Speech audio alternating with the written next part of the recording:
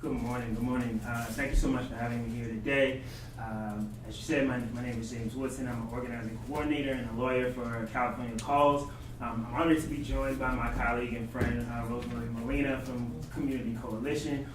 Community Coalition is actually one of the 31 organizations and one of the 16 anchor organizations from across the state of California that are part of California Calls' Alliance. So I'm certainly not going to rehash everything that was in my 11-page written testimony that I submitted to you all, but in the time I do have, I wanted to highlight 3 things that I think are important and really encapsulate our thoughts on voter participation in Los Angeles County and throughout the state. So first, I wanted to just talk about our model for engaging specifically infrequent voters, which is, when we talk about low voter participation in Los Angeles County and again throughout the state, it's really who we're talking about. People who only vote in presidential elections or only vote in sort of big statewide elections. Those are the voters that we engage in, and I think there's some best practices that we can pull from how we engage with those voters that might be helpful with the implementation of the Voters' Choice Act and other electoral reforms. Second, I just wanted to talk about why people don't vote. I think that's really important to address. And then third, just give our thoughts on the Voters' Choice Act and our involvement in the passage and our involvement in implementation. And then I'll let Rosemary just talk about specifically SB 450 and how it affects communities in South LA. So in short, our model of engaging infrequent voters is called integrated voter engagement. And basically it's based on the premise of the most effective way to increase voter participation in communities that are traditionally underrepresented is to engage voters in a multi-year strategy with year-round outreach done by people actually in the community who know the community in which they work. And so as such, we have a very strong critique of the traditional way that voter engagement is done, where a campaign apparatus comes in from the outside of the community and parachutes in, knocks on some doors, makes some phone calls to win an election or a campaign, and then they leave once the campaign or the election is over. And so all of our organizations are all of the organizations that are part of our alliance have a strong presence in their community. They stay there after an election. Again, we do year-round outreach, so even after an election is done, they're still hearing from our organizations that are part of our alliance. And our anchor organizations are building long-term relationships with voters. And we think that's important. Again, to increasing voter participation throughout the state and in LA County. The second point, why people don't vote. So I have some, I think on page 7 of my written testimony, I have some statistics from a study done by the Public Policy Institute of California outlining the 3 top reasons that folks don't vote. And they are the lack of interest, time and schedule constraints, and then the lack of confidence in elections. And so while I think that California has done a great job in making voting easier, making it more accessible, particularly compared to other states, I think that it's important to note that SB 450 is not a silver bullet. It's not going to solve sort of the underlying reasons that folks don't vote, particularly when we talk about lack of interest. And so, that's where organizations like California Calls, like Community Coalition come in. I think nothing replaces the hard work of organizing people, again, from the actual community in which they live, particularly when we're dealing with multiple barriers that keep people from voting. Which brings me to my last point, which is just our thoughts on the Voters' Choice Act. California Calls was involved in shaping SB 450 as it was being crafted. Along with a few of our allies who are here today, we pushed for amendments and changes to the bill to make sure that it not only worked for likely voters, but worked for the voters that we work with, which are infrequent voters in communities of color specifically. We're proud to say that a lot of the special Los Angeles provisions came about because of some of the work that our policy team did, and again, helping to craft that legislation. We definitely applaud the bill for including, the additional number of vote centers per voter in Los Angeles County.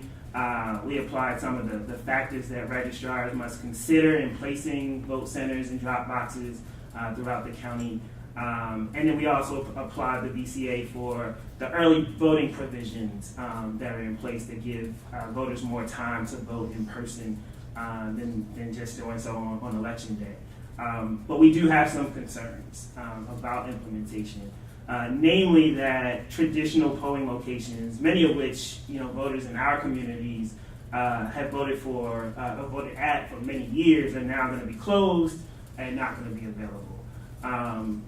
Along with that, the VCA lacks provisions for robust voter education and outreach. It requires counties to have a plan, but what that plan looks like is sort of up to the county, and so we're concerned about that. The last thing is that the VCA treats every voter that is not a language minority voter or a voter with disability all the same. So, when we talk about sort of voters in general, we believe that there needs to be specific provisions that look at strategies for engaging voters, like voters of color who don't have a language access issue or aren't language minorities, college students, young people who aren't college students, which you all have talked about today, low-income voters, and so we would just encourage LA County and then registrar offices across the state to really consider robust public participation, voter education, and outreach throughout their counties. We think that LA County needs to look at SB 450 as a floor, not a ceiling, that the provisions in the bill are simply minimum requirements, and that in order for implementation to truly be successful, again, we need implementation that's robust, comprehensive, and doesn't leave any voter out of the process. We stand ready to partner with the registrar's office to make that happen, and really just want to appreciate the time to have the dialogue.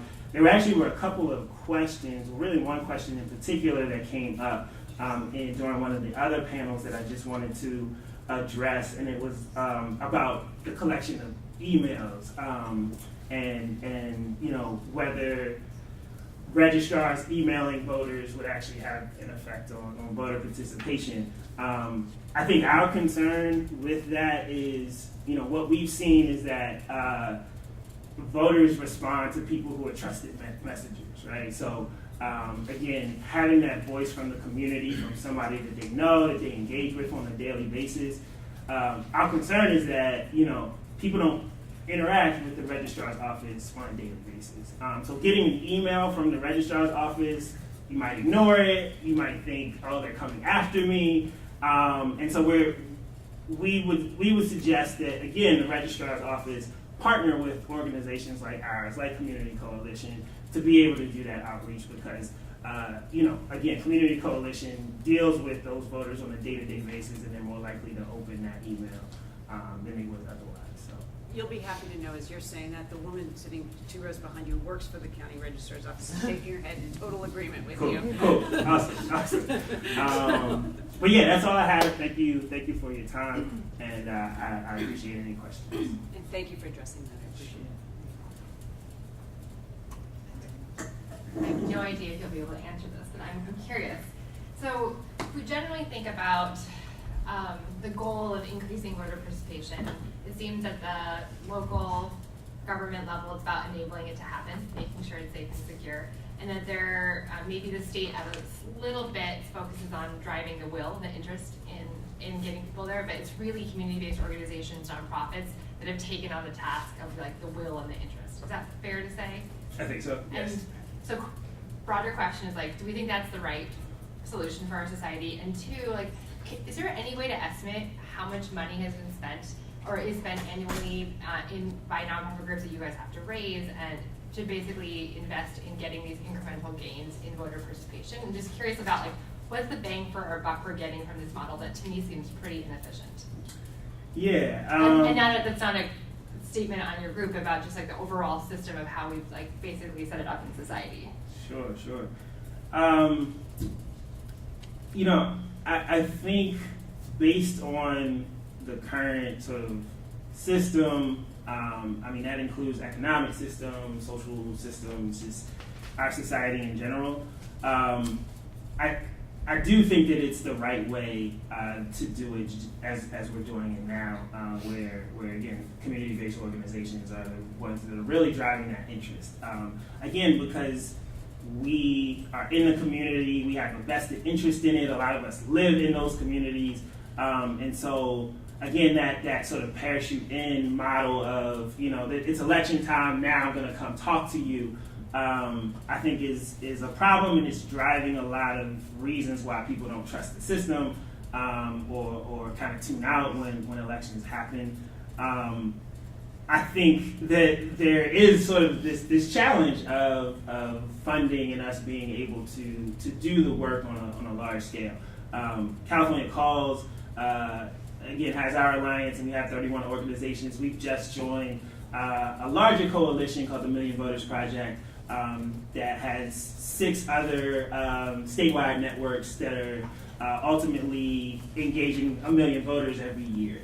And so we figured out ways to get to scale, but it's definitely not nearly enough, and it's a challenge to have to go back kind of to the pot every year to ask for more money for us to be able to engage more voters, and so I think the challenge is how do we continue to sustain that funding, and to be able to do that work. So I do think it's the right way. Could you just estimate what the collective annual budget is of those groups in the coalition?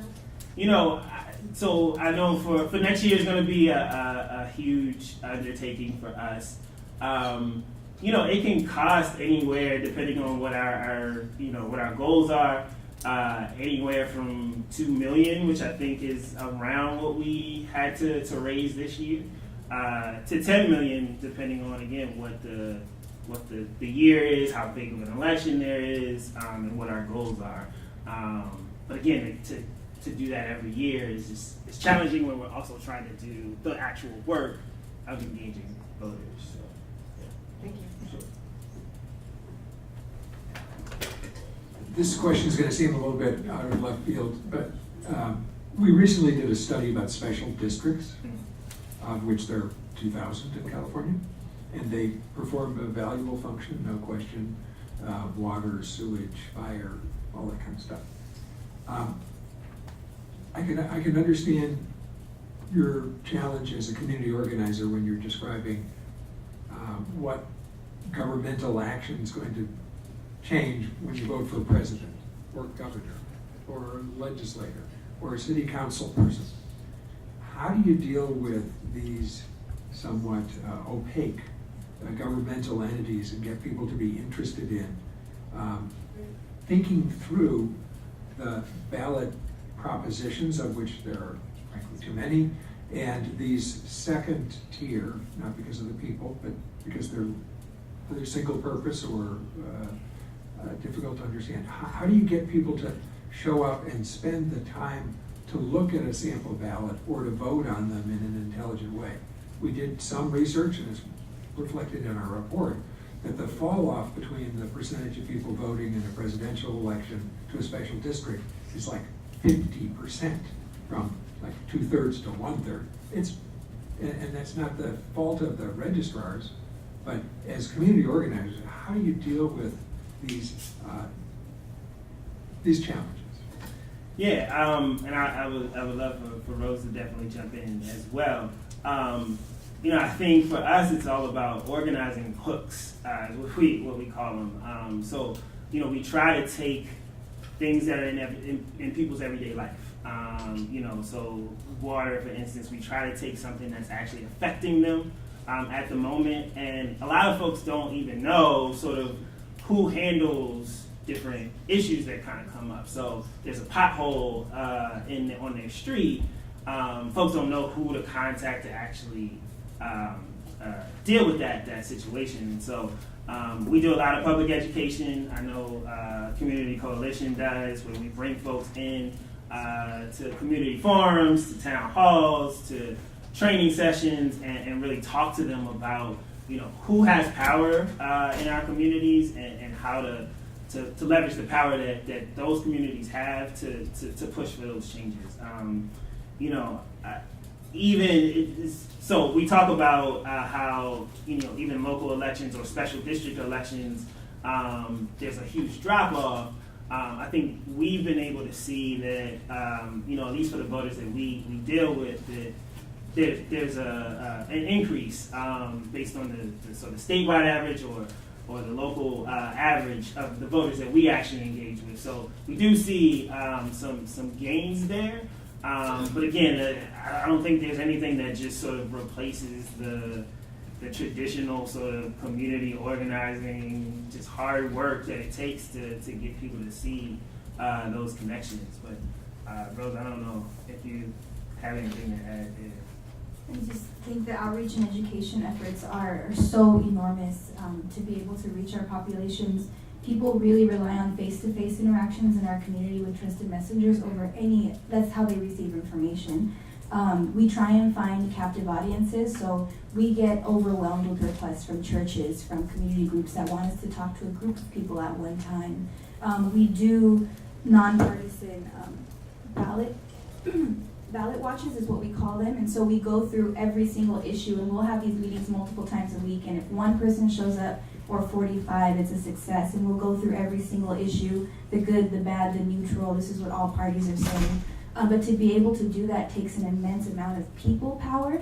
You need space, and at the end of the day, you need money and resources. And so I think we make miracles happen out of very pinched pennies in our community to do this. And then in terms of finding out where do people go to get to find solutions for the issues they're facing, like potholes, like trash not being cleaned up, trees falling, we have to do a lot of the research ourselves as community-based organizations to both find out which agencies and departments we're going to, and then do another level of relationship building with those departments who might not be used to working with us or might not be prepared for the volume of claims that we have coming in.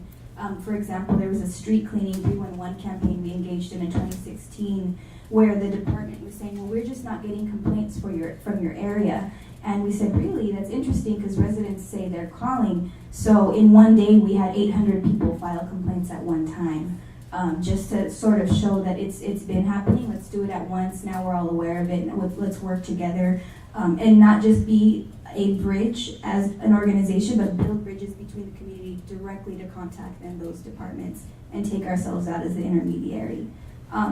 It's a lot of work, and we make miracles happen, I think, as community organizers.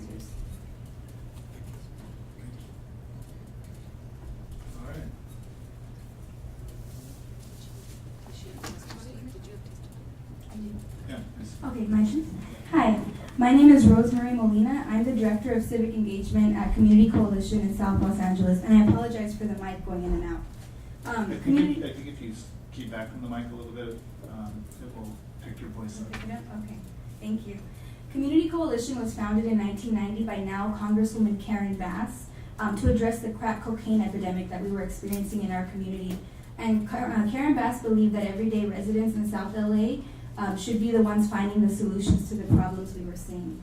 And we continue that philosophy 25 years later as we try and transform the social and economic conditions that are the root causes of issues like the crack cocaine epidemic that we saw almost 30 years ago. So we have a long-standing history in South LA. We have an almost 30-year tenure in that community, and we're a very well-known organization. And our mission continues to foster strong civic participation and voting from our base. And so for reference, South LA is bordered by the 105 freeway to the south, La Cienega to the west, Alameda to the east, and the 10 freeway to the north. So it's a fairly large area of Los Angeles County.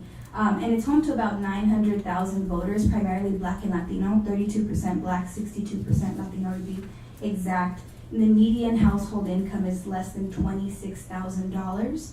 And we have 60% of our households, entire households, living 150% below the poverty line, compared to only 27% in the entire county. So we have a lot of issues compounded in that area that are barriers to civic participation. There are about 303 total voters in the area that we work in as of 2015. That might have increased with the 2016 election. And in 2011, an estimated 80% of that voter population was either new, infrequent, or occasional. So we do largely work with low propensity voters in our area. And what we found is, in addition to the reasons why people don't vote that James mentioned, a lot of people don't vote because they simply don't know how. The engagement process just hasn't been adequate for them to participate in the levels that they do after they know about the process. So the coalition works year-round through integrated voter engagement to address these issues and to get people to strategically take civic action through voting in particular. In 2009, we started a robust civic engagement department in our organization, and since then we've contacted over 291,000 voters in South LA, so that's almost the total voter population. And due to our voter engagement efforts and participation in partnerships with California Calls and other statewide entities, our voters vote at nearly twice the average of the county. So those are the voters that we talk to. So with our programs, we can touch an estimated 20% of voters in South LA just with our small organization on 81st in Vermont. We do a lot of voter engagement work. And our most effective method by far is door-to-door canvassing. It's a lot of human effort, it's resource intensive, it's time consuming, but it works for our voters. And so that's what we aim to do with every program, is try and have that personal interaction with voters. And we do talk to tens of thousands of voters each year. Last November, we spoke to 28,000 voters with just one program with California Calls.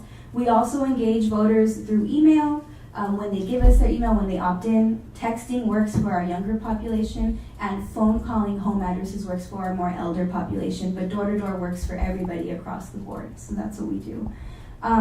We stayed neutral around SB 450 last year. We didn't actively oppose it, but we did have some concerns about how its implementation might affect our community. But I'm really excited that we are starting a modernization process, and I think with building a relationship with the county and several cycles, we can learn how to really make this work and not disenfranchise people in our community. But I wanted to bring up some concerns first. So one of our greatest concerns is around the elimination of polling places. And we saw some voter confusion very recently. So there was a polling place change, not even elimination, a 3-block change in our area from March to May. And so on May 7th was the election. That Saturday and Sunday before, I went out with teams, dozens of people, to just make sure people remembered to vote that day. And an overwhelming majority of people had no idea that their polling location had changed. Some folks found the letter in the mail while we were at the door. Most folks just had no idea. And so we had to have a plan to bring out cell phones and technology on the door to check people's addresses, have them put their info in, and find their new polling location. But even with that, voting day was really confusing. And the people that lost out the most were the people who used to vote at the senior center where the polling location was housed. And the 3-block difference without transportation really kept a lot of people from the ballot box that day. Folks who wanted to vote but simply could not make that 3 blocks for various reasons, but mostly because they couldn't walk to get there. In addition to that, when we did watch that polling location, it wasn't well advertised. It was very hidden. There were no signs, and we saw people walking right past it all day looking for it. So those are some of the challenges we see when we don't just change polling locations but completely take them out of the community without the proper outreach and education. It has a great potential to cause confusion. So we really want to look at that and figure out how to partner with the registrar to make sure that that doesn't happen moving forward. Another issue that we're concerned about is just the distance between vote centers. So I know that there are provisions and we're doing geospatial analysis, but in South LA at 5:30 or 6 o'clock, it takes you 35 to 40 minutes to go 4 miles or less. So when I'm driving from Vermont Knolls to King Estates, that's my drive time, doing field checks right now. So if the 30 minutes is a window or an indicator we're looking at, I just want to make sure that we're taking in travel time. And it sounds like we are. We're factoring in traffic, so I very much appreciate that.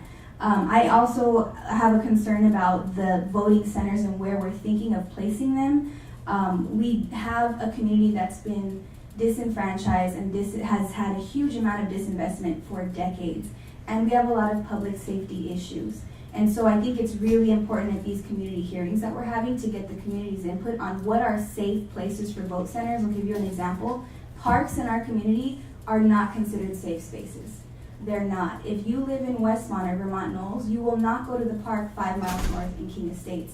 And while they might have beautifully redone recreation centers, those might not be the best place to put a vote center. And so I really encourage you to speak with the community about their public safety concerns, so we're not disenfranchising people by putting vote centers further apart in neighborhoods that just aren't safe for them. We're also concerned about just the outreach and education. Like we said, our community receives information through personal interaction by trusted messengers. And I know that's not the ideal way, and it's not the perfect societal fix, but that's what's working right now. Mailers are a good idea, but they're absolutely not enough. If you're going to do mailers or any type of digital outreach, and you're going to spend a lot of your resources on that, I do recommend that it's a layered approach that also factors in some type of measurable personal contact that we can then evaluate. There needs to be layers of touches, just like Rock the Vote testifier was saying.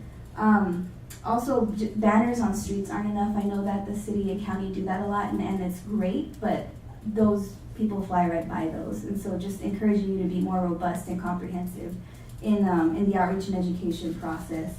And then I also, we have a concern about funding, and I think it's been brought up several times. There just aren't enough resources to do the type of voter engagement that needs to happen to make sure everybody can vote if they want to. And so I think some of the options could be advocates reaching out to the County Board of Supervisors now instead of waiting until 2019 and figuring out where can we find pockets of money in the reserves, or where in districts like Supervisorial District 2, where there's going to be a great potential for disenfranchisement, can we find money to direct towards outreach and education efforts, whether it's through the registrar or partnerships through CBOs. And I also think that we have potential to work with some foundations. We have some phenomenal foundations in California and here locally in the Los Angeles, Southern California region. How can we work with them to create more robust outreach and education programs? And then I just had one last concern, and I don't want to seem like I'm complaining because I do have some suggestions, but authentic participation from marginalized communities is extremely important, and we don't consider marginalized communities just as those who are disabled or who have language access issues. We have a huge homeless population in South LA. It increased 23% for the city. It increased 48% just for our region in 1 year. And so that's a population that's extremely marginalized, that I would challenge us to think they do want to vote. And so we typically have an image of what a homeless person is, but we employ homeless people to do a lot of our civic engagement efforts. These are mothers and fathers who might be sleeping in their car or couch surfing every single day, going to shelters when they need to, but still showing up to work and going to school. And this is a population that we really need to be concerned about, because not only do they want to vote, they're getting other people to vote. We also have a lot of young people in our district, and people with criminal records who can vote, but there's a lot of misinformation floating around. And so that's another population we would want to figure out how to do extra outreach and education to. And then we have a lot of people with transportation issues in our area. LA is a city, or LA is a county with a lot of cars, but you'd be surprised how many people rely on public transportation in our particular area. And so I just encourage a more robust, authentic community input process that involves more marginalized populations, and then an ongoing process that happens before, during, and after implementation, so we can measure and evaluate how these processes are working. And then I just wanted to bring the human aspect home. We need to continue to think about how these processes and these changes are affecting people, real people with real issues who believe that voting can change or provide solutions to what they're experiencing in their communities. So as COCO, we start our civic engagement process by remembering the history of voting for people of color, because there are people in my life who were not allowed to vote. These are elders that come to our community centers, that volunteer their time, that work at poll centers, and so it's important for us to remember that process. And so one of the things we use as a tool in that engagement process is having people take the literacy tests that they had to take in the Jim Crow South. And so this is really how we're speaking to the hearts and minds of people and getting past that some of those barriers, such as lack of interest in voting. And that's been working extremely well in getting our young folks and folks who might not have participated in the process before to be more engaged. And then when we vote also in South LA, we're not voting just as individuals. We often vote for our entire communities, for those with records who can't vote, for those who are undocumented. And so I think as we modernize this, I'm really excited to see how it can increase participation for an entire collective community. Thank you, Samantha. Questions?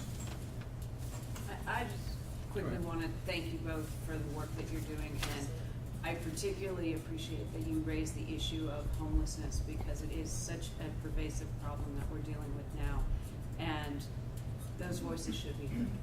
And so I do think that we need to think about the best way to try to engage those voices, and I don't have that answer, but I appreciate that you've raised it here, and that it does need to be part of the discussion, so thank you. So I completely am bought into the community organizing concept that you both have dedicated your lives to, and thank you for that. I want to take off a little bit on the answer given by the witness representing Rock the Vote, who was asked, hey, could you use the same tools for older voters? And her answer was compelling, at least I thought it was compelling. Hey, we're going to be more effective if we focus. So I'm just taking off on that.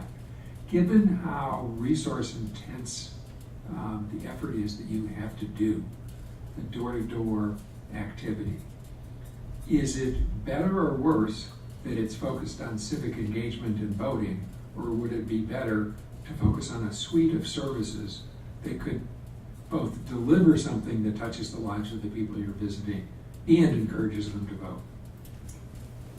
That's a great question. We use the theme of civic engagement, but always offer the suite of services. And I can give you an example. We have a music festival every year in South Los Angeles called Power Fest, and we have thousands of residents go to this festival. So music gets them there. Civic engagement is the theme, but what we offer there are services for housing, for job placement, for record expungement, for enrolling your children in freedom schools or summer schools that we have. And so we do want people to know, we don't want to lie to them. You are here because we want you to be civically engaged, but we know that there are barriers to your engagement, and these might be some of the solutions to fix them, so people can just participate more wholly in that. Thank you. Yeah, the only thing I was just going to add is that, our motto is called integrated voter engagement. So we're integrating civic engagement and voter engagement with all the other things that are out there. So, for instance, I work on our African American Civic Engagement Project, which is 12 Black-led organizations from around the state that came together to do voter engagement. We have folks that provide housing for folks that are getting out of jail. We have one group that is like a Boys and Girls Club where youth actually come after school and just do activities. So the idea is to roll civic engagement and voter engagement into the direct service, the direct action, the mass mobilization, the concerts, the cultural events that we all are doing on a daily basis. So. Further questions? Well, thank you both for your testimony. Thank you for your passion for what you do and for being here today with us. Thank you.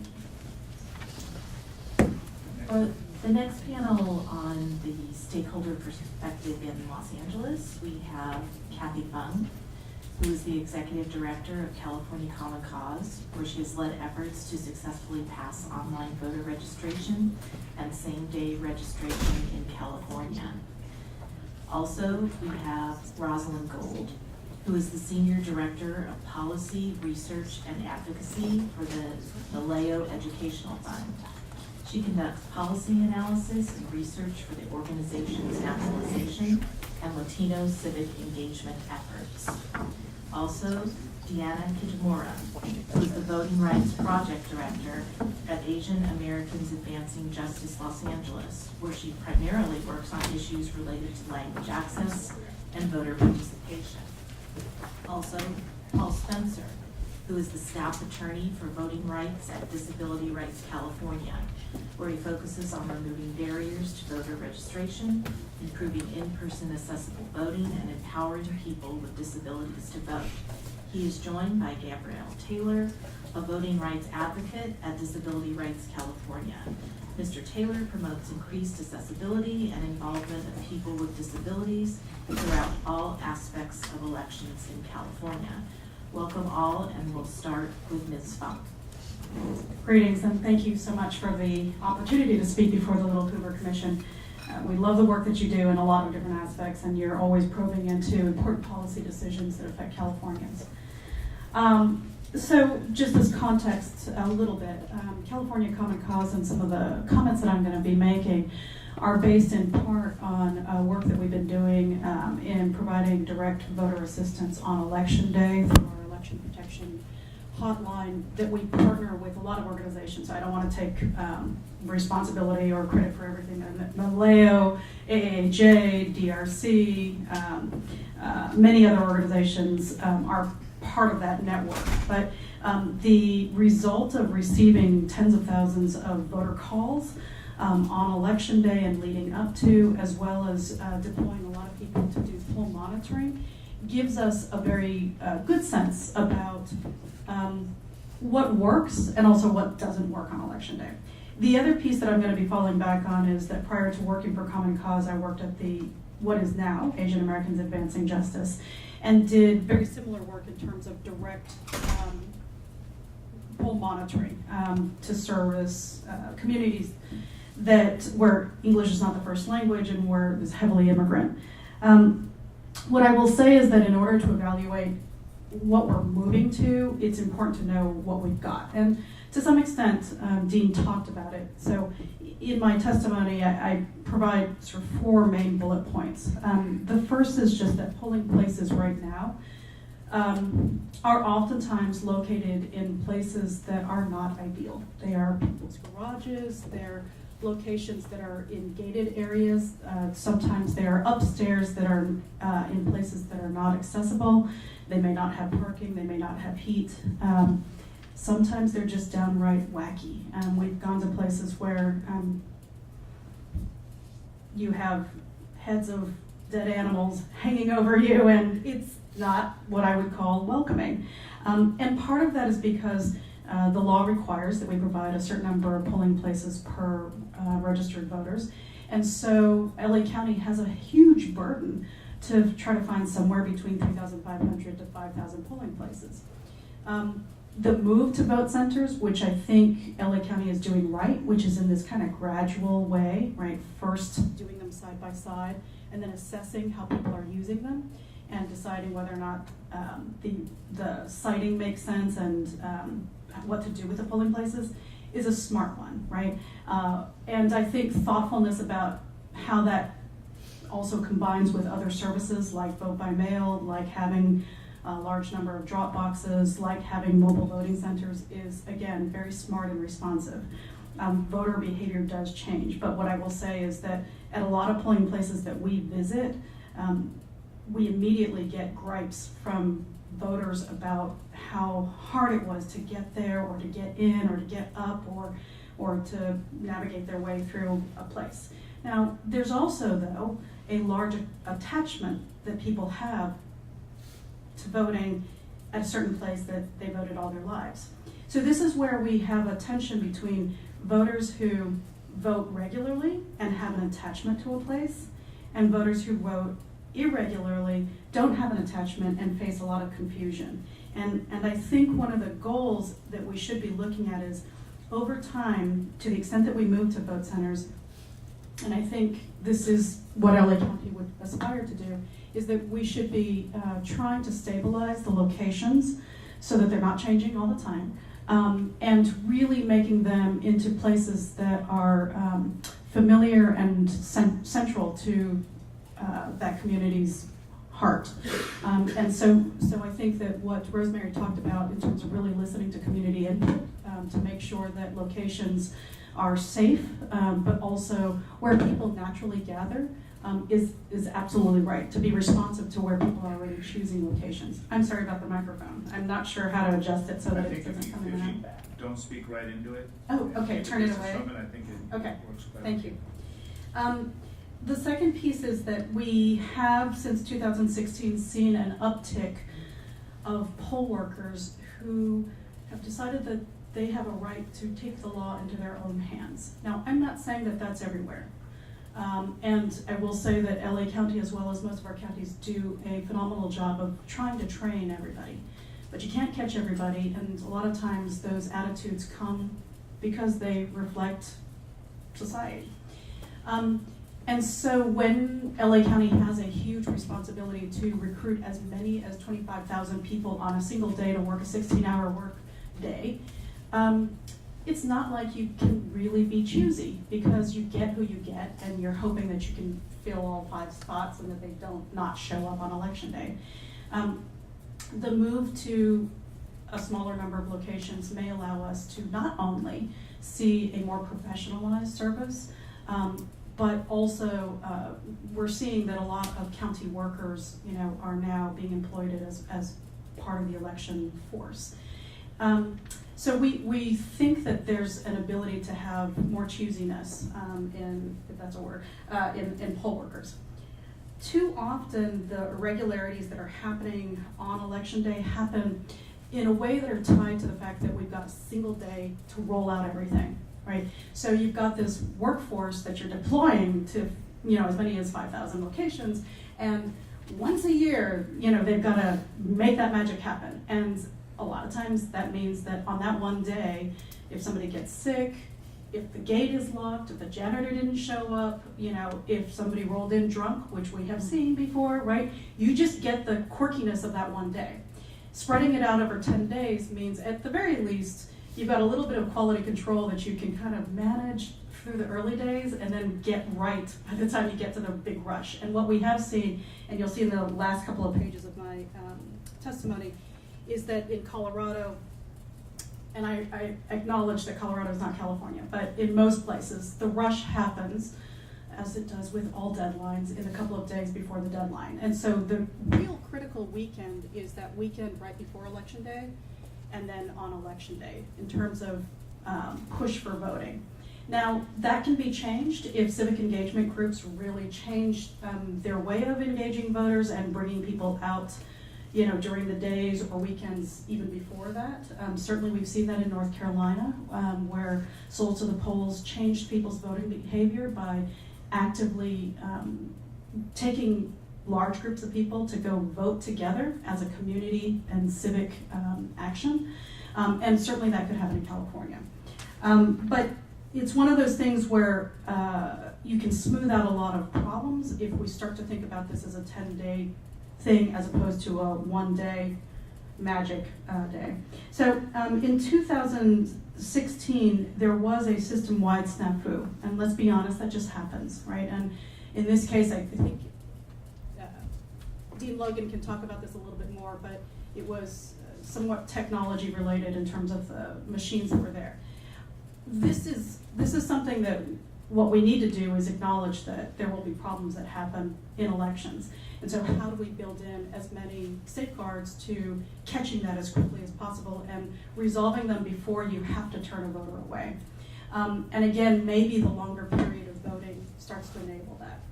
I'm just going to skip to our recommendations, and that is that we are heartened by the fact that LA County has chosen to roll out to as many as 1,000 vote centers and maybe more. We think that they're beginning a process to talk to community groups to figure out how to do things like train the trainers and hold hearings. Of course, starting to think about LA County in little parts, like 35 different regional areas, is smart. But we know that there are concentrations of people that have more need for outreach than others because there's a higher percentage of people who just don't regularly vote. And so in some ways, this is the tension, Yvette, I think you may have asked, which is why do we put all the onus on nonprofits? And the challenge is that from the government's perspective, they have to develop policies that, particularly in elections, are going to be even-handed. And yet we know that where people are not participating in voting may require extra resources. So in some ways, partnering with nonprofits is exactly the right way to go because you can allow that kind of targeted work. in a way that the county could never do on its own because they have to be even-handed. So I would just say that that partnership is vital, and to the extent that resources are put into it, to the extent that we're planning it out over a 2-year to 4-year period, that's really important. It will be important to citing where those voting centers will be. It'll be important to recruiting poll workers, particularly ones who are bilingual or multilingual. And it'll be important to making sure that we get the word out about this new change. I will say that Common Cause as an organization has been excited about the change. So we may be a little bit more Pollyannish than many organizations, but we also recognize that LA County is gigantic, has 9 languages or more, and a lot of subpopulations that are not articulated in the law. So we need to get creative about how to reach all of them. At the back of my report is, before we had passed the VCA, we were looking over a course of time at Colorado's process and interviewing Colorado's elections administrators. And what I should say is that when it first rolled out, Colorado's process was rolled out in phases. And the first phase actually was a little bit like what California did, which was it was an opt-in system. They didn't sort of say, everybody do it once. And part of it was that they understood that there were certain counties that needed time to figure out what they were going to do, and not everybody was ready to do it. So there was a patchwork system at first. And the counties certainly say eventually your goal should always be something that's uniform, but they also acknowledge they like the freedom to experiment and to figure out what worked for their county first. This is the tension that we've got in California now. Thank you. Can I ask just one quick question? So I actually was in Colorado for the presidential election and worked there doing Get Out the Vote. And one of the issues that we had is that there is a requirement that if you're out canvassing, you can pick up 10 absentee ballots and then you're dead. And so it became a big burden to keep trying to find people who had the ability to pick up absentee ballots. Is there anything in the law here in California that has that same type of requirement? I should know, but I don't, and if we do, we should probably address that. Yeah, Dean, correct me if I'm wrong. I don't. Oh, he's gone. No, he's No, here. he's in the back. He's definitely here listening. I don't think so. I think what it is that you have to, on the outside of the envelope, indicate that you are carrying somebody's ballot in. I do think that there are restrictions on who can carry it in. So, but Yeah. no. Okay, you just have to sign it. Okay, so you So just have you to sign it that you're helping them, basically. You don't even need that anymore. Oh, so, and anybody, as long, and you go turn them in. So for like for Rosemary and her work, that they can pick up ballots for people and help them. They could. Okay, that's great. That's terrific. Thanks. So I think what we'll do is let the panel all give their testimony, because I think some of the questions might be generic. No, that's okay, but if there are specific questions of individual panels, go ahead and ask those questions, but I suspect that some of the questions might be to the whole panel. Good morning. Vice Chair Varner, fellow commissioners, I'm Rosalind Gold. I'm Senior Director of Policy Research and Advocacy with the National Association of Latino Elected and Appointed Officials. That's the NALEO Educational Fund. We're a nonpartisan, nonprofit organization, and our mission is to empower Latinos to participate fully in the American political process. And we have an extensive program of voter engagement, voter mobilization, and voter information. And we have learned many lessons about Latinos voters' experiences both in California and nationwide, as well in LA County. And I just want to share some of the lessons and recommendations we have with respect to the Voters' Choice Act. And my recommendations not only really are relevant to the Voters' Choice Act, but to increasing Latino participation in general. So I want to start with a number, and that number is 38%. 38% of the citizen voting age population in Los Angeles County is Latino, and Latinos are now the largest electorate in the county. 34% of the citizen voting age population is non-Hispanic white, but 38% is Latino. So if the Voters' Choice Act implementation in Los Angeles County does not take into account the needs of Latino voters and enhance Latino electoral participation, it cannot succeed for the county-wide. Our first recommendation has to do with the kind of outreach and community education that's needed to make sure that Latinos have the information that they need to cast ballots. We do have a information hotline, 188-VE-VOTA, go and vote. And the questions we get on our hotline really illustrate the kind of information that Latino voters need. It's mostly very basic information. Where's my polling place? How long are polls open? Am I registered to vote? How do I get a sample ballot? How do I confirm my voter registration? These are the questions that people have now with our current system.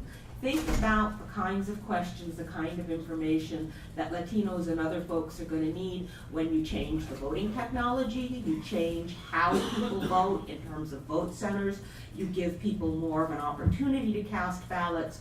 The information needs are going to basically skyrocket. So this means, as another one of the earliest panelists say, that the community education has to be far greater and far more robust than what the Voter Choice Act provides for. And when thinking about the Latino community, it really needs to take into account the enormous diversity of the Latino community.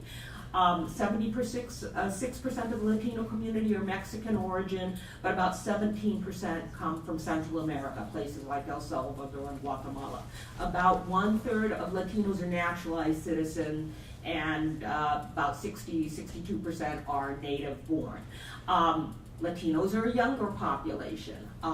42% of Latinos in Los Angeles County who speak Spanish at home are not yet fully proficient in English.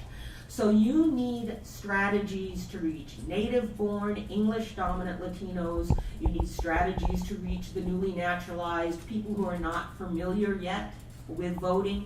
And you need to use every weapon in your arsenal. So whether that's English language media, Spanish language media, social media, which is something that young Latino voters are avid users of, going on public affairs programming, having a Facebook site. All of the above that takes into account the diversity of the Latino population is our first recommendation. The second recommendation has to do with the process the Voters' Choice Act lays out to get input from the community on all aspects of implementation, and particularly with respect to the location of vote centers. And you've heard a lot of other folks talk about why it's important that people have a say in where those vote centers are. Well, the Voters' Choice Act, again, it lays out a very specific set of requirements for going to the community, having public meetings, having consultation. We would again ask the county to go above and beyond. It sounds like the county is starting to do that already with its initial consultations, but even things like the public meeting that is going to be held on the actual election administration plan. We would hope there'd be more than one formal public meeting at places that are accessible to the community. And it's not only important to get community input to make sure that you have a good, sound implementation plan, but that's also how you're going to get people to trust and get their confidence in this new system, that they feel they have a say in its implementation, that they are part of the efforts to put it into place. You're going to not only educate people, get their input, but instill public confidence as well. Our third recommendation has to do with language accessibility. Every part of the implementation of the Voters' Choice Act has to be done in a way that makes elections fully accessible to Latinos and other groups that are not yet fully proficient in English. And there's a particular issue that comes up with the Voters' Choice Act that's a little different from other models. So if you can indeed vote at any place in the county, right, then sort of some of the traditional ways of determining where you needed to provide language assistance, in other words, looking at the communities right around the polling site and, requirements from federal and state that say if you have a certain, percentage of people who need language assistance and some other criteria, that's where you're going to put bilingual poll workers. This blows that model up because you may have people voting in places and areas where they have not traditionally voted before. So we hope to work with the county to really come up with solutions to make sure that there's good language assistance and ideally, optimally, bilingual poll workers. at places even that do not traditionally have people living around them who need that assistance. Our final recommendation is all about evaluation. This is really a new system. We don't know what's going to happen, for example. We don't know whether having vote centers and the fact that some people are going to have to travel farther to vote means we're going to see more vote by mail voting by Latinos. Actually, Latinos traditionally have lower vote by mail rates than other groups, but we really don't know what impact the vote center model is going to have on those people who are used to, having a polling site really close to where they are. Maybe they'll say, yeah, this is great, it's a little farther away, but it's open many days in advance. Maybe they'll say, well, I'd rather, do a vote by mail ballot. We just don't know. There's a lot of questions like that we have about this. So evaluation, every part of the way, evaluation that looks at the impact by different population groups. The Voters' Choice Act actually has a requirement that says you, at the end of your election cycle, you have to produce this kind of data on things like vote by mail usage, vote by mail ballot rejection rates, other indicators. The county needs to be very robust about this. So we are very encouraged. We have a very positive relationship with the county, and the county has already built a very solid foundation for working with the community, whether it's through the Voting Systems Assessment Project, whether it's through the County Voter Outreach Committee, whether it's through just establishing a Language Assistance Advisory Committee, and we're very privileged to be co-chairs of that. We hope we can build on this foundation, because if we're going to fulfill the promise of the Voters' Choice Act, all of the things that people have said, we have to implement it in a way that makes voting more accessible for Latinos in all of Los Angeles County. And I just want to quickly go back to the question that you had about what else can we do to engage voters that doesn't involve nonprofit organizations. Well, this is not a total solution, but it's something we need to do doing a better job of in this state, and that's high school civics education, right? Right now, yes, we have a requirement that you have a civics component in your high school curriculum. There are requirements in the law that involve, really giving people a hands-on experience with voting, but if we make that really robust, okay, not just how does a bill become a law, here's the 3 branches of government, here's what the president does, but really give students a chance to try out voting machines, do mock elections, have people from local community groups who work with you to come in and talk to them. We think that's an important component as well. Thank you so much. Good morning, I'm Deanna Kitamura with Asian Americans Advancing Justice Los Angeles. Thank you again for this opportunity, the second opportunity to speak on this topic. I'd like to focus on 2 issues. The first being the vote by mail use in the Asian American communities, and then LA's future voting system. Since the last commission hearing on this topic, my organization released an issue brief on the use about vote by mail use and rejection rates among Asian American voters in the November 2016 election. I provided a submission, so I hope you had an opportunity to review it. Nearly 2/3 of Asian Americans use a vote by mail ballot. That's higher than the average of 58% in California. And we see that percentage go up in certain ethnicities. So for example, among Vietnamese voters in November, we saw that number reach 72%. While use is high, we found that the rejection rate among Asian American voters is higher than average in the counties we targeted. We looked at 4 different counties in California. The average rejection rate for all voters in these counties is 89%, while the average among Asian Americans was 1.02%. And you might not think that's very high in terms of percentages, but in close elections, those kind of numbers can make a difference. And more importantly, we saw that the rejection rates among foreign-born and young voters were higher than that. And in one county, we saw the rejection rate of over 3% among foreign-born voters that were 18 to 24-year-olds. So again, we're talking about an average of a little bit more than 1%, but it's much higher again, like 3%. And the number 1 reason for rejection was that the signature on the vote by mail ballot did not match the signature on record. We have a list of policy recommendations in our issue brief. I'm not going to go over them all, but on the top of our recommendations is the opportunity to cure for the signature mismatch. As Kim Alexander pointed out, we currently have a law that allows, it's a state law that allows the voters to cure when they forget to sign. But we don't have a parallel law that allows for cure if there's a mismatch, and we believe that should exist. We also wanted to stress the need for public education, especially in counties adopting the standard voting VCA model. The rejection rate in our study was based on voters that requested that they be absentee or vote by mail voters. And once you start a new model and you're sending voters, every single voter, a vote by mail ballot, many of these people will never have used a vote by mail ballot, will never have seen a vote by mail envelope before. And so there needs to be a lot of education tailored to communities so that they can understand how to vote by mail in these counties.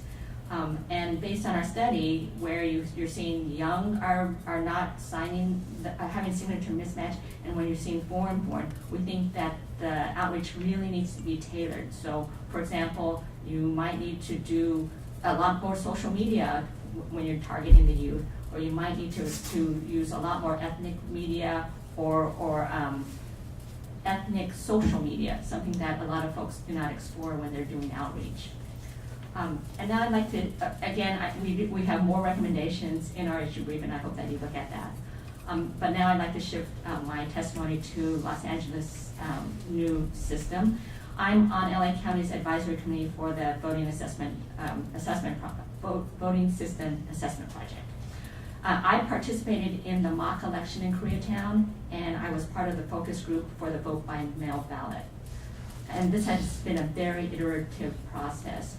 And based on my experience, I think the system is a vast improvement for someone like me, someone like you, when it comes to voting, provided the vote centers are easily accessible.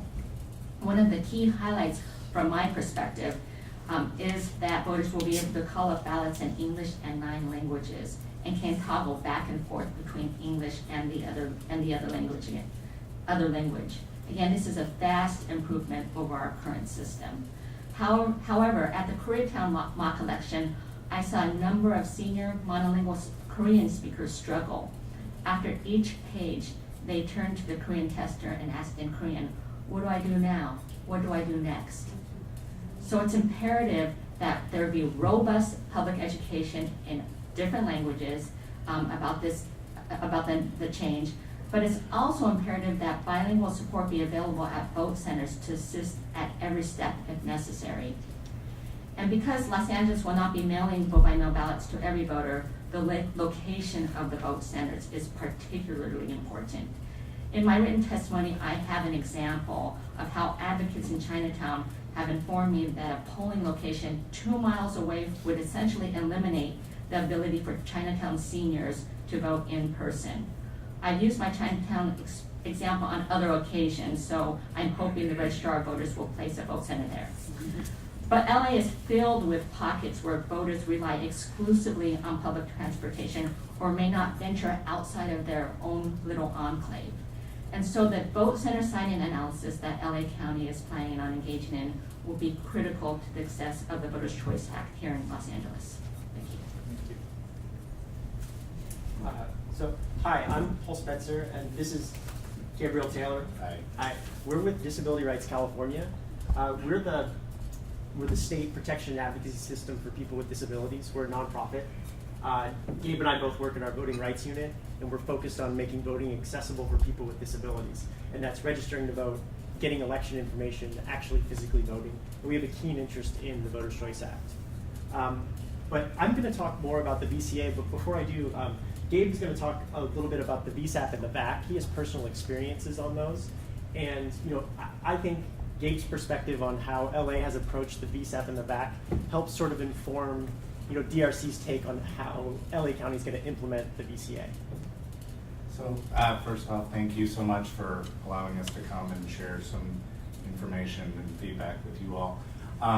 In terms of the process that LA County has gone through to get feedback, especially particularly from the disability community, has been pretty extensive. We I've been a part of, I mean, you will see, as you've read in my testimony, our testimony, we've been provided numerous opportunities to provide feedback on different aspects. One of the earliest was a meeting that it was with the design team, the IDEO design team up in Palo Alto last year, and the great part about that was that you had not only different representatives from different language and disability communities, but you also had different disabilities represented, which is really important because for a system to be truly accessible, it has to encompass everything, accommodate every type of disability. So, for example, the model provides, the system provides touchscreen options. It also provides changing touchscreen sensitivity. So for people who may have dexterity limitations where they may have difficulty touching it, it allows them to adjust the sensitivity. For someone who may not be able to use the system manually, it provides an outlet for people who utilize a sip and puff. It also, for people who may be blind or low vision, it provides audio instructions. So it allows somebody to make selections, read the different options, make selections, review their selections before they officially cast their ballot, and then be able to cast their ballot. One of the biggest features and most important features that has been brought up several times is that by different groups that I've spoken with, they talk about, because a lot of people, a lot of voters, when I've gone out to do presentations to various groups and organizations, one of the things that a lot of people talk about is all of the different options in their sample ballots. They get all of the information, but they get, by the time they get to their local polling place, a lot of that information, they may have forgotten it or not written it down. It allows people to download their sample ballot on a smartphone and then upload their choices onto the system. So for people who may have those types of limitations or a disability that would benefit from that is a feature that's very, very promising. The other thing that I've also talked about and we mentioned in our testimony is the fact that it is unique in that it's a system that allows somebody to make selections, review their selections, and cast their ballot. Because the privacy and independent is a very, very important aspect that we are struggling to achieve, hoping to achieve, but we are working towards that. And this is one of the few systems that allows somebody to do all three of those things in one unit. And then in terms of the feedback process, the committee, the county committee that I serve on, the Voting Accessibility Advisory Committee, is comprised of different disabilities. And a lot of the committee members are connected with different organizations. We go out, we do outreach. Repeatedly, the county is always contacting us to say, we want your input, we want your organization's feedback. Let us know if there are any trainings or events that you all are participating in or organizing. We would love to come out and provide a demonstration of the VSAP system. And I did a training a couple of weeks ago where members of the VSAP team came out. We provided a recent presentation for the LA County Commission on Disabilities, and the members of the VSAP team brought out the prototype, and the commissioners were given the opportunity to test out the system and just see how it looked, all of the different features, but also it allowed them to provide any sort of feedback or if they had questions. So the county has been very open and willing to go out and collaborate on these events and these trainings. And so that, I think, in itself is really going to be crucial and paramount, especially going forward with so many changes taking place. And Paul will talk a little bit more about that. But so many changes taking place that making sure that you get input and you get the information out there, especially for voters with disabilities, is really, really important. So, thanks, Gabe. And so first I'm going to talk about some of the issues that with accessibility that's going to be an experience in the Voters' Choice Act in LA County. Talk about some of the requirements, and then eventually talk about some of the recommendations and opportunities, which I think Gabe's experience working on the VSAP project sort of inform how that's going to go. But the nice thing from the panelists before, you've heard many anecdotes already of people with disabilities that are going to have difficulty traveling even a small distance further to go vote. And that's sort of one of the big issues that we're worried about in a vote center model, especially in LA County, is increased travel times. Ms. Molina had a story about just 3 more blocks isn't doable. And we run a hotline on election day. We hear stories about this. We know how difficult it is for people, a lot of people, to get out of the house to go vote. It's a big journey, and changing where it's going to be, and if it has to be further, it's going to be a big issue. Another thing is, the Voters' Choice Act requires community input on the election administration plan, which sometimes we call the EAP. I'll try not to use the acronym, but and there's going to be practical barriers to the disability community giving meaningful input on the EAP, or the election administration plan.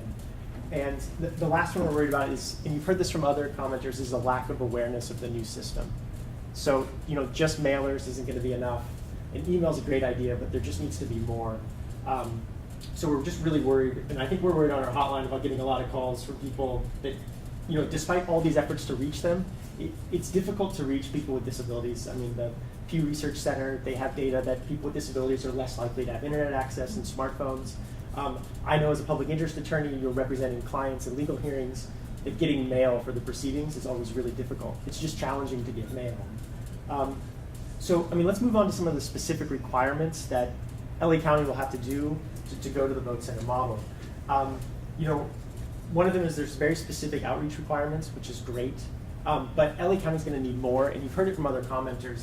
For example, LA County is required to host a workshop for representatives of the disability community prior to releasing the election administration plan.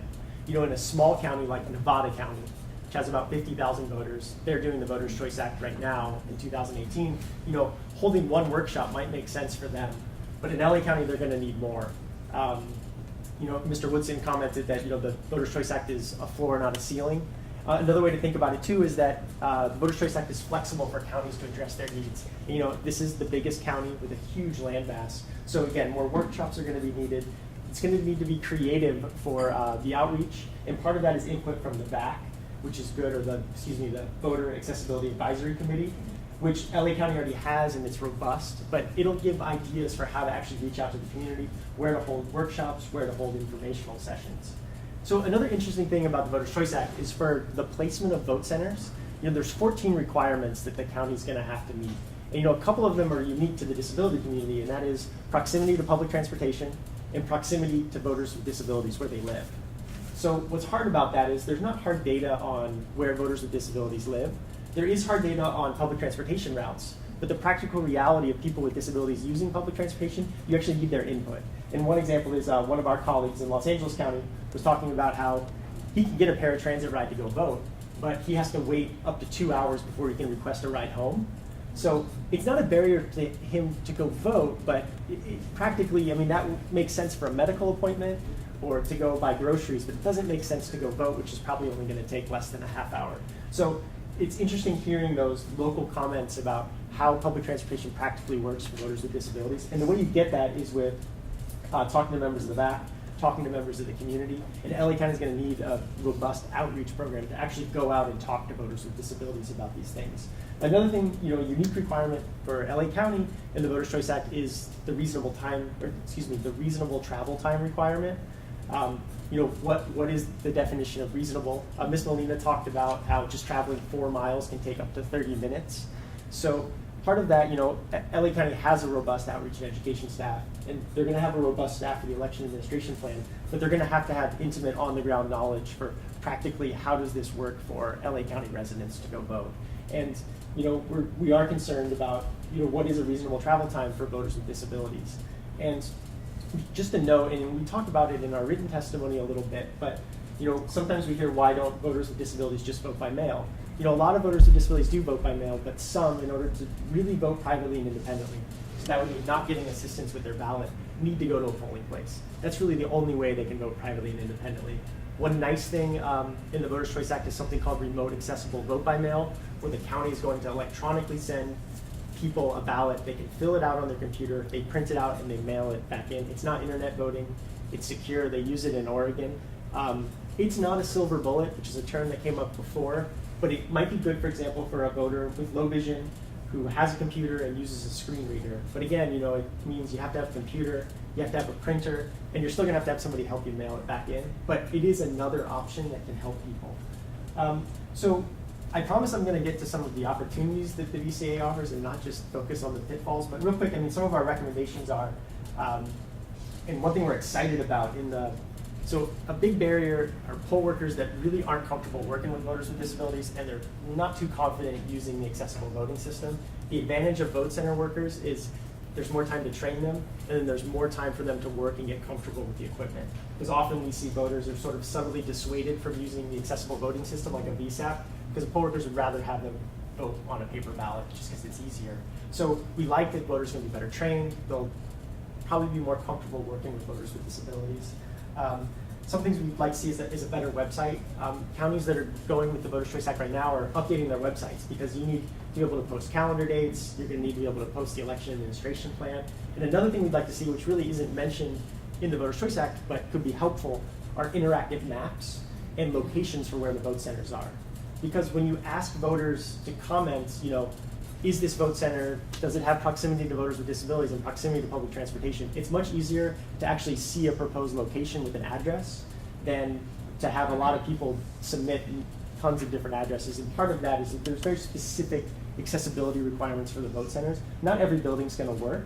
And the election officials in the LA County office, they're going to know, hopefully which facilities are going to work, and they can give out a tentative list with addresses and then go from there, and that is a good way to get meaningful input. But in order for that to happen, it's a lot of work, I know, to find these vote centers. It's one thing to get a polling location for 10 hours on one Tuesday, but 10 days or 4 days for some of these is much harder. But again, letting the public be able to see where they are and then provide comments, that's important, but it needs to happen soon. There are some time requirements in the Voters' Choice Act, but they could always be longer. For example, the workshop for voters with disabilities, you just have to give 10 days notice for the one workshop. LA County's probably going to need more. It'd probably help if it was on the website on a calendar. Gabe and I find when we're trying to recruit people to come to their local voting advisory accessibility committees that it helps if it's on the county's website, so we have something to refer them to. So just going to some of the opportunities, we like that the county is required to get involvement from the disability community on their election administration plan. We really like that requirement. We like there's going to be outreach to voters. One thing that's great is there is more time to vote. There's 10 days. And Gabe and I know that from helping voters figure out how to get to a polling location. If there is early voting, sometimes that can be what we can work out. Maybe we can find them a ride on that day. Remote accessible vote by mail we've already talked about. And the final thing, which we've talked about, is just better trained vote center workers, which we're looking forward to. And that's talking about the poll workers, vote center workers. That is something that the county itself has been really adamant about having us come back and do updated trainings, repeated trainings, to not just the poll worker supervisors, but also the poll workers themselves, to be able to, because you can thumb through page after page of like, you know, disability etiquette and everything, but the in-person, like being able to have people ask questions like, how do we handle this situation? How do we handle this particular, if a voter has this type of limitation? And being able to do that in person really kind of engages them in a way that if they're just thumbing through a whole bunch of material, it may not. Well, thank you all for your testimony. Any questions from the commissioners? I really just have a comment, and I want to thank you all for coming and testifying. I appreciate that. And I wanted to acknowledge that the registrar is still here, and he has been here listening to all of everybody's testimony and what they've been saying, and his staff is also here, and I appreciate that very much. I do think that there's a lot here for this new law, and a lot for the registrar to put into place to accommodate all of the needs and capture everybody's concerns and try to address them.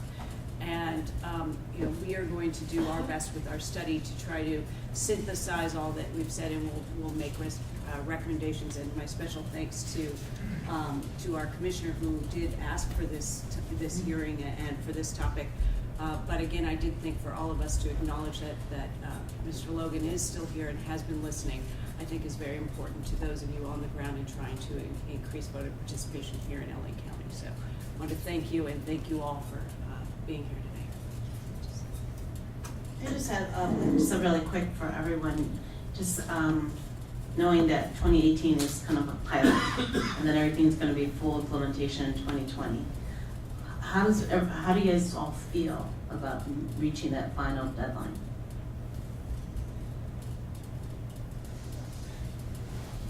Not too much detail, just I just want to say feeling. that a lot of the groups here are funded by a particular foundation. That foundation is getting out of this area. And so my big concern is that a lot of groups will not be around doing this particular type of work in 2020.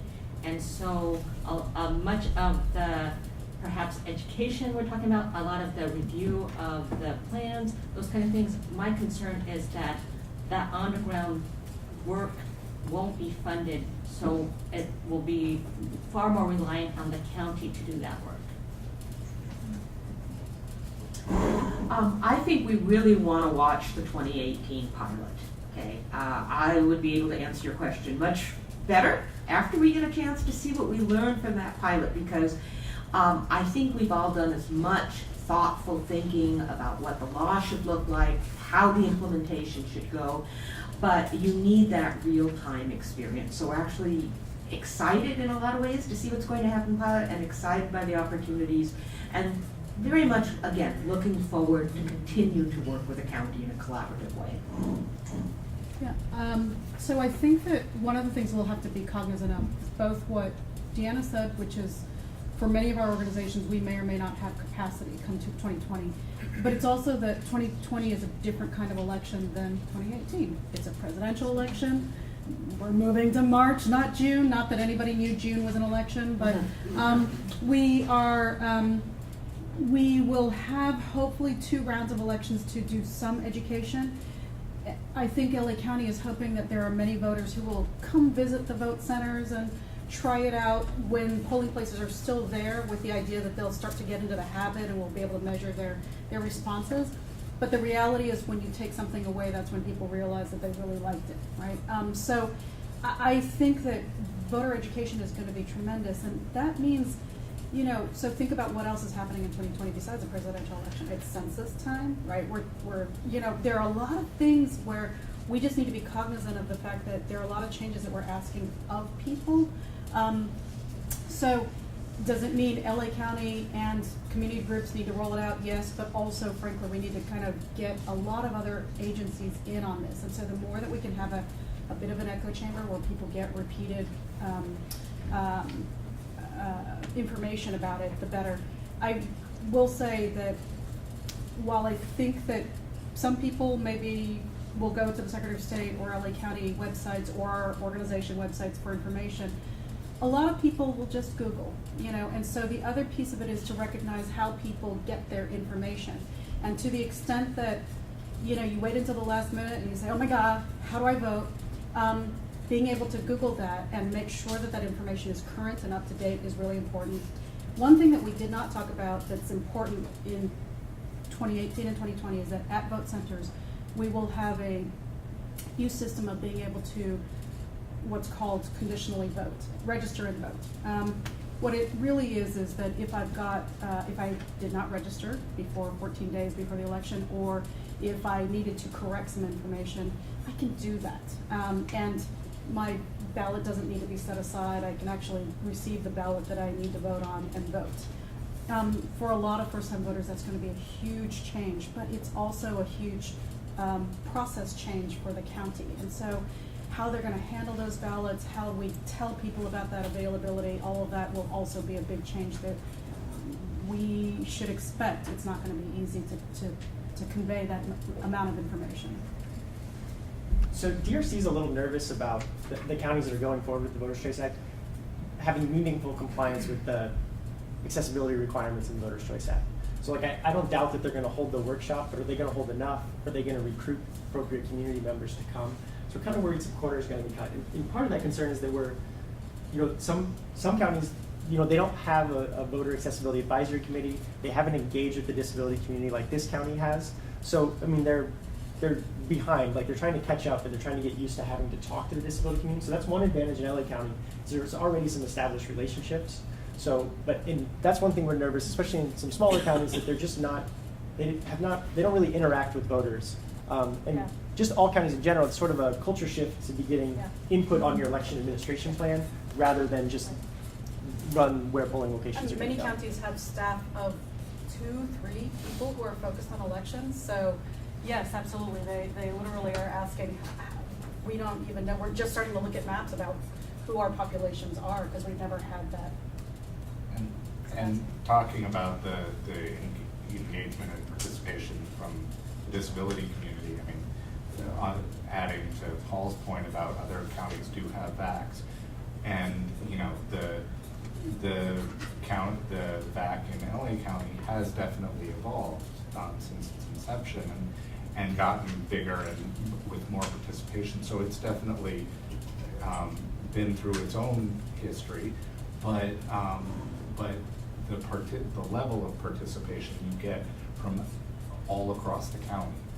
And there are other, I go to many of the other VACs in Southern California, and you oftentimes will get maybe 4 or 5, or, even in big counties. Even in big counties, you will maybe get just a small handful of people there, regularly showing up, and regularly is huge, because a lot of the discussions and the feedback, build on the previous meetings discussions. So, and being able to really engage different perspectives, especially when it comes to disability and accessibility, is really important. So, that is definitely something that seems really important and a concern for sure.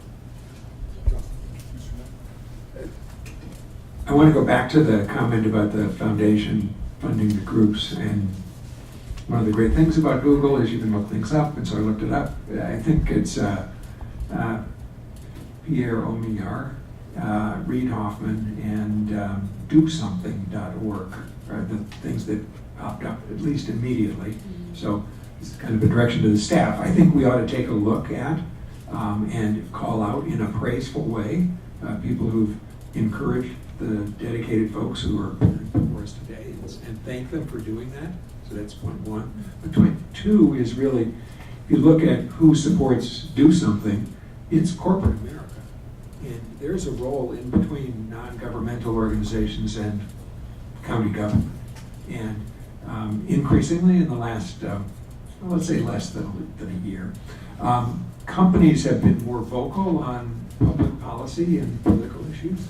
And one of the challenges that I think we could legitimately call on companies to do is to fund and engage community engagement. That is, good citizens are going to produce better public policy outcomes, and that's in the best interest of organized labor and of corporate America. And we shouldn't have this false dichotomy between it's a foundation or it's the government. There is this other party that has a lot of resources and could apply them in a useful way, whether it's their own company's volunteer engagement program, where they give people time off, or they do matching funds, or their foundation gives money. So I just think it's something we ought to reflect on as we go forward in this report. And if I could just follow up, thank you, that's really a very helpful comment, because this is really a job for everybody.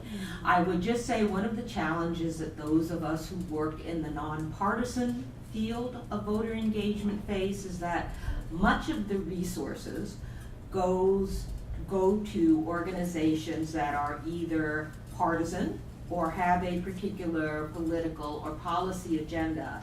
So one of the reasons many of our nonprofits do not have the funding that would help us with a robust program, because a lot of that, we aren't going to say, we're going to tell people how to vote or who to vote for. Secondly, I want to just repeat something that we had put in our testimony for the May hearing, is that in general, California isn't a battleground state, right? So everybody writes off California in terms of how it's going to vote and who it's going to vote for.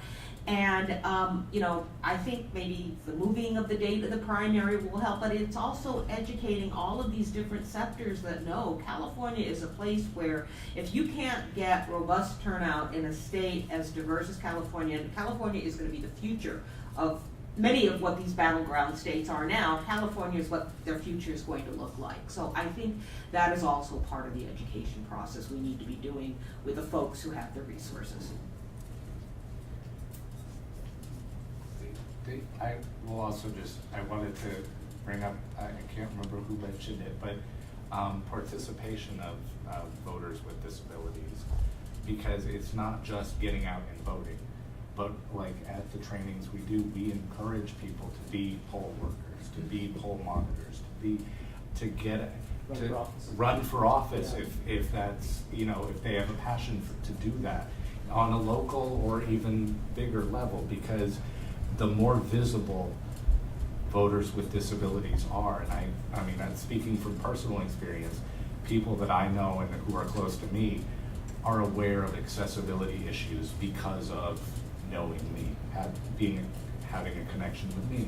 So it just, without thinking about it, it just automatically raises an awareness to a level that I think could be beneficial, really beneficial in the future. So. Well, thank you all very much. Thank you for being here. Thank you. Thank you. Okay, so now it's time for public comment.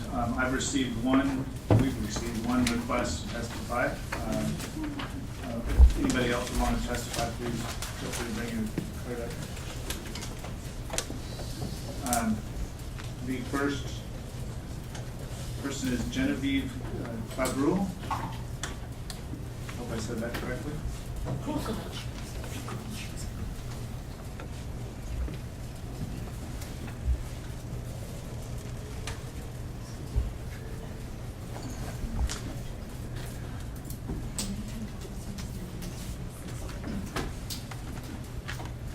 Good morning. Good morning, good afternoon. Yeah, afternoon, I'm sorry, but actually most of the documents are never translated in the French language. And I asked many times, when they have all the different language, Mandarin and everything, never in French. And I asked why, and nobody could give me an answer, but that's okay. Most French, we learn the language they're reading, so that's why they're not translated. I really appreciate the opportunity to speak here today. A lot of things have already been said, For myself, I used to vote in person until I lived in Altadena. And in Altadena, there was only one booth for Republican and all the other booths for other people. So, so much for, privacy and so on. And also I traveled a lot and I couldn't be back on time, so I have done by mail, voting. We never had any problem until the last election.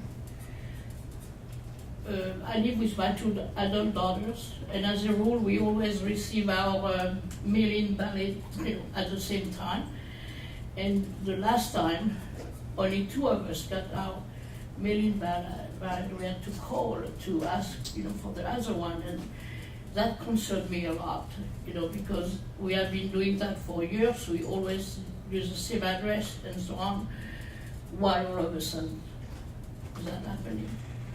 And when we called, everybody first of all said, well, we cannot give you any answer. I said, well, I want an answer. I want a ballot, And it was a lot of reluctance to even, listen to our complaints and so on.